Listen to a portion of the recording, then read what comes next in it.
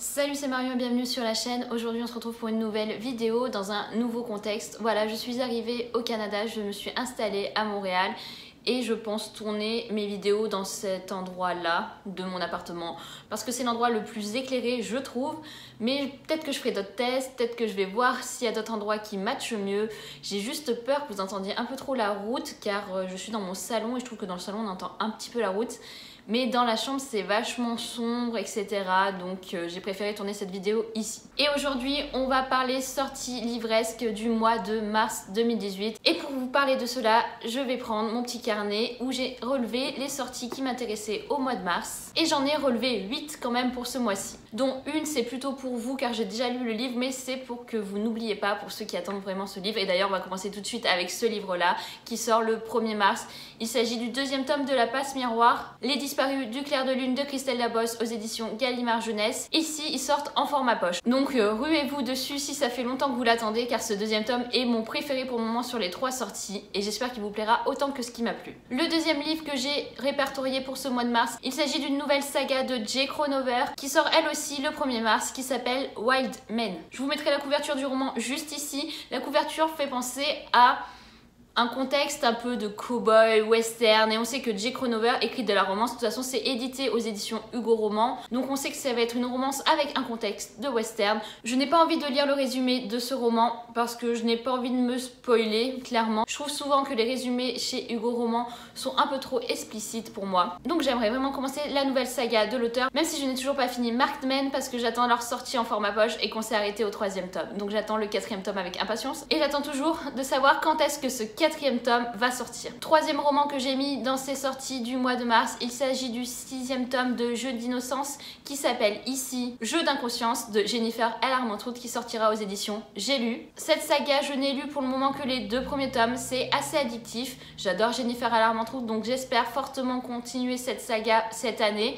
Voilà, le 6e tome, j'en suis au 2e, il reste du coup 4 tomes à lire, je pense que c'est plutôt faisable. Et apparemment les couvertures des éditions J'ai lu ont un petit peu changé au niveau du dos depuis un certain temps, donc je pense que ça va pas trop se matcher avec le reste de la bibliothèque, mais bon c'est pas forcément un problème parce que je pense continuer cette saga plutôt en format e-book qu'en format papier. Vu que je suis au Canada, je suis pas sûre de trouver tous les livres que je cherche. 4e livre de ce mois de mars qui me fait envie, il s'agit du 3e tome d'À la place du cœur qui s'appelle Saison 3 d'Arnaud Catherine aux éditions Robert Laffont dans leur collection R. Autant le 1er tome j'avais pas tellement accroché à l'histoire, autant le 2e tome j'ai été véritablement conquise, donc c'est avec une grande hâte que j'ai envie de me procurer ce 3e tome. C'est une saga que j'ai commencé en format e-book, donc je continuerai cette saga dans ce format-là.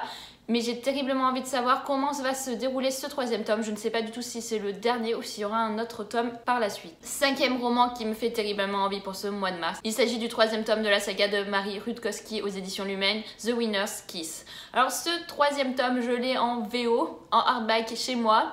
Je ne l'ai pas emporté avec moi, donc je n'ai pas continué la saga. Donc c'était super d'avoir acheté le 3e tome en anglais pour le lire en avance et de se rendre compte qu'en fait je n'aurais même pas eu le temps de le lire en anglais avant sa parution en français. Ce n'est pas spécialement grave non plus parce que j'ai quand même les 2 premiers tomes aussi en français. Donc je pense clairement essayer de me procurer le 3e tome car j'ai vraiment envie de savoir ce qui va arriver à Arin et à Kestrel. Surtout que ce 2e tome a été un petit peu en demi-teinte pour moi. Donc j'espère vraiment que ce 3e tome sera à la hauteur de mes espérances. 6e tome, c'est peut-être là le livre que j'attends le plus, j'allais dire au monde, donc peut-être pas quand même, au mois de mars. Il s'agit du 2e tome de La Faucheuse de Neil Shusterman aux éditions Robert Laffont dans leur collection R. Clairement, j'ai passé un agréable moment avec le 1er tome, ça a été un véritable coup de cœur pour moi, donc je n'ai qu'une hâte, c'est de lire ce 2e tome. La couverture du 2e tome est juste magnifique. Voilà, je pense que je vais me ruer dessus, il me le faut, il me le faut, il me le faut, c'est sûr, j'ai envie de savoir la suite de cette histoire. Ensuite, avant-dernier roman que j'ai relevé pour ce mois de mars, il s'agit de Qui ment, dont je vous mettrai la couverture juste ici aussi, de Karen McManus aux éditions Nathan. C'est un livre que vous avez déjà dû voir sur Booktube ou sur la Blogo, car il a été envoyé à pas mal de personnes avant sa sortie. C'est un livre qui m'intriguait déjà en VO, donc je vais le mettre dans un petit coin de ma tête, même si ce n'est clairement pas la priorité du mois de mars. Mais si je le trouve à la bibliothèque, c'est sûr que je vais me ruer dessus pour le lire.